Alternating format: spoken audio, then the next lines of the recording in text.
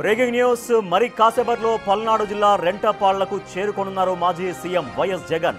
రెంటపాళ్లలో ఆత్మహత్య చేసుకున్న వైసీపీ నేత నాగమల్లేశ్వరరావు విగ్రహాన్ని ఆవిష్కరించి కుటుంబ సభ్యుల్ని పరామర్శించనున్నారు.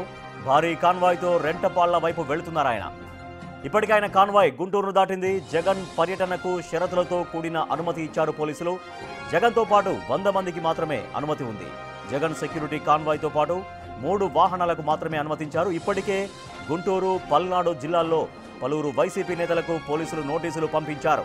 జగన్ పర్యటనకు జన సమీకరణ చేయవద్దు అని కోరారు.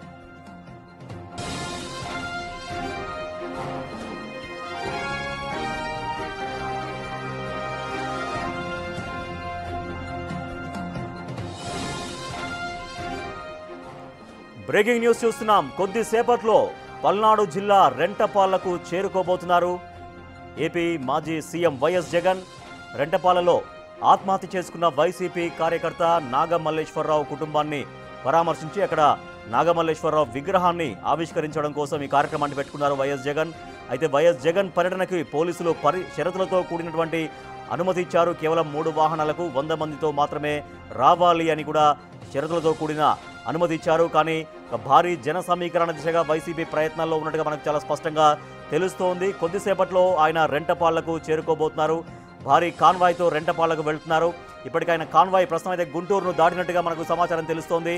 జగన్ టూర్కు షరతులతో కూడిన అనుమతి ఇచ్చారు పోలీసులు. కానీ మరి షరతుల్ని అతిక్రమిస్తే ఎటువంటి చర్యలు తీసుకుంటారు పోలీసులు అనేది చూడాలి.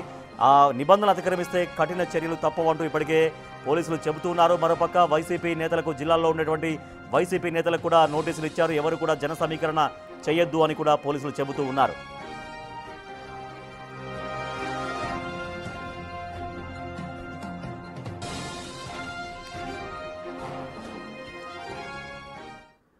మరి కాసేపట్లో రెంటపాళ్లకు చేరుకోబోతున్నారు మాజీ సీఎం వైఎస్ జగన్. అక్కడ వైసీపీ నేత నాగమల్లేశ్వరరావు విగ్రహాన్ని ఆవిష్కరించడం కోసం వెళ్తున్నారు. ప్రస్తుతం జగన్ కాన్వాయ్ గుంటూరును దాటినట్టుగా మనకు తెలుస్తుంది సమాచారం. మా ప్రతినిధి శ్రీనివాస్ మరింత సమాచారం అందిస్తారు. శ్రీనివాస్, ప్రస్తుతం వైఎస్ జగన్ ఎక్కడి దాకా వచ్చారు? ఇక్కడ జన సమీకరణ చేయవద్దు అని పోలీసులు చాలా విస్పష్టంగా చెప్పినటువంటి నేపథ్యంలో సిచ్యువేషన్ ఎట్లా ఉంది అక్కడ?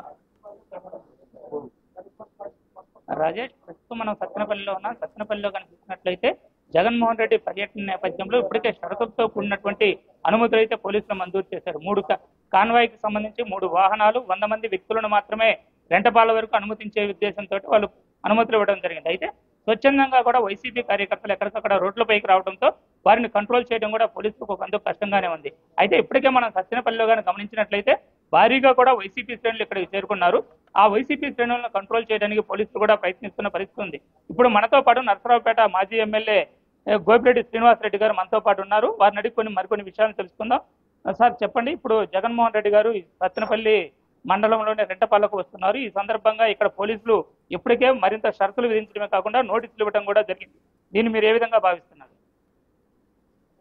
జగన్మోహన్ రెడ్డి గారి పర్యటన అంటే ఈ కూటమి పెద్దలు, ముఖ్యంగా చంద్రబాబు నాయుడు, లోకేష్ కి ఒక భయం పట్టుకుంది.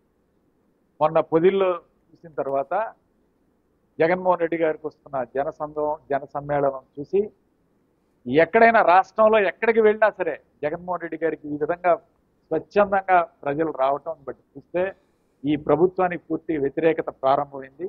ఈ ప్రభుత్వం విఫలమైందని చెప్పి ప్రజలు భావిస్తున్నారు. ప్రజలు పోయిన ఎన్నికల్లో తప్పు చేశామని ఒక భావనతో ఈరోజు జగన్మోహన్ రెడ్డి గారిని చూడటానికి స్వచ్ఛందంగా ఈరోజు కారులు ఆపారు, 2 వీలర్స్ ఆపారు, తాళాలు కూడా తీసుకున్నారు. ఎవరు ఎన్ని ఆపినా సరే ఈరోజు లక్షల మంది జగన్మోహన్ రెడ్డి గారిని చూడటానికి ఈరోజు ఇప్పటికీ దాదాపు షెడ్యూల్ 11 గంటలకు ఇచ్చారు. 1 గంట కావస్తుంది, ఇంకా గంట 2 గంటలు పడుతుంది అనుకుంటున్నాం. దారి పొడవునా సరే ఎక్కడైనా ఎక్కడ చూసినా సరే జనం అంటే జగన్, జగన్ అంటే జనం, ఆ విధంగా ఉంది ఈరోజు. పోలీసు వాళ్ళు కావాలని, పోలీసు వాళ్ళ ద్వారా చంద్రబాబు నాయుడు, లోకేష్ ఇవాళ జగన్ పర్యటన అడ్డుకోవాలని చూశారు. కానీ ఈ అడ్డంకులన్నీ కూడా తొలగించుకొని ఈరోజు జనం భారీగా సత్తెనపల్లి రెంటపాళ్లకు చేరుతున్నారు.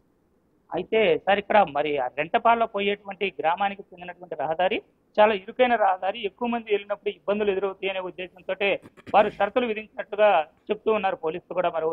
మరి తీసుకొచ్చి జన సమీకరణ కూడా చేయవద్దంటూ నోటీసులు ఇచ్చినట్లుగా తెలుస్తుంది. మరి వచ్చిన జనాల్ని ఏ విధంగా కంట్రోల్ చేయగలరు? రెంటపాళ్ళ గ్రామం కన్నా కూడా ఇంకా చాలా ఇరుకు గొంతుల్లో ఇరుకు సందుల్లో జగన్మోహన్ రెడ్డి గారు పర్యటిస్తారు. ఓదార్పు యాత్రలో చేశారు, ఎలక్షన్ క్యాంపెయిన్లో చేశారు. ఈరోజు ఒక వ్యక్తి చనిపోయాడు, ఆ కుటుంబాన్ని ఈరోజు ఆదుకోవాలి, పరామర్శించాలని జగన్మోహన్ రెడ్డి గారు వస్తున్నారు.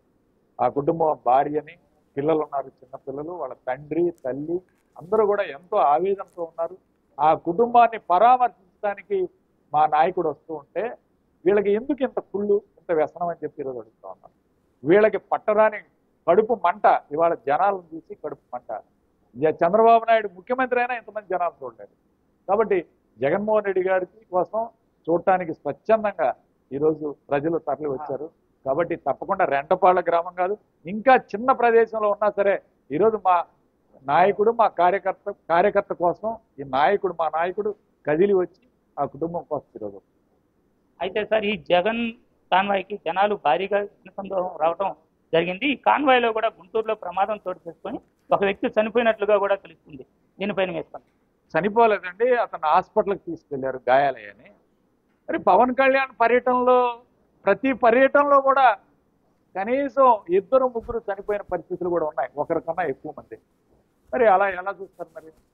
మరి పవన్ కళ్యాణ్ ఇదిగా జరిగినప్పుడు మరి మీరందరూ కరెంట్ షాక్ తగిలి చనిపోయారు ఫ్లెక్సీలు కడుతూ ఉంటే తూర్పుగోదావరి జిల్లాలో. కాబట్టి ఇలాంటి సహజంగా జరుగుతూ ఉంటాయి. పర్యటనలప్పుడు దెబ్బలు తగిలే, అతను హాస్పిటల్కి తీసుకెళ్లారు, వైద్యం చేపిస్తున్నారు, అతను కోలుకోవాలని చెప్పి మేము మనస్ఫూర్తిగా కోరుకుంటున్నాం. అయితే ఇప్పటికే ప్రతిపక్షాలు ఈ పర్యటన పైన కూడా పలు విమర్శలు చేస్తూ ఉన్నాయి. ఎప్పుడో సంవత్సరం క్రితం జరిగింది ఈ సంఘటన, సంవత్సరం తర్వాత ఈ రోజు వస్తున్నారు. అప్పటికి గవర్నమెంట్ కూడా ఏర్పడక ముందే ఈ సంఘటన జరిగిందని కూడా చెప్తూ ఉంది ప్రతిపక్షాలు. దీనిపైన మీ కామెంట్? ఎవరు ఎన్ని చెప్పినా, ఎవరో ఏదో కారణాలు చెప్పారు. నిన్న కన్నా లక్ష్మణ్ గారు నిన్న ప్రెస్ మీట్ పెట్టాడు. అంటే జగన్మోహన్ రెడ్డి గారు వస్తుంటేనే ఆ కుర్రవాడు చెడ్డవాడయ్యాడా? సంవత్సరం తర్వాత ఇవాళ అతని మీద ఎందుకు ప్రెస్ మీట్ పెట్టారు, ఎందుకు ఖండిస్తున్నారు? అంటే జగన్ గారు పర్యటన డిసైడ్ అయిన దాకా మాట్లాడలేదు, అతను మంచోడే. జగన్ గారు పర్యటనకు వస్తున్నారు, జగన్ గారిని తిట్టాలి లేకపోతే ఈ పర్యటనని ఖండించాలని చెప్పి ఒక ఉద్దేశంతో అతను చెడ్డవాడిని చెప్పారు. అది సరైన పద్ధతి కాదు. కుటుంబాన్ని పరామర్శించడానికి వస్తున్నాడు, అతనికి చిన్నపిల్లలు ఉన్నారు, ఆ కుటుంబం తల్లి తండ్రి ఎంతో ఆవేదనతో ఉన్నారు.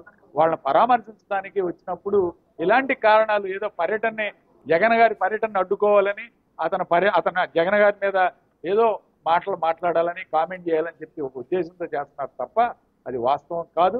ఆ కుటుంబాన్ని పరామర్శించడానికి మా నాయకుడు.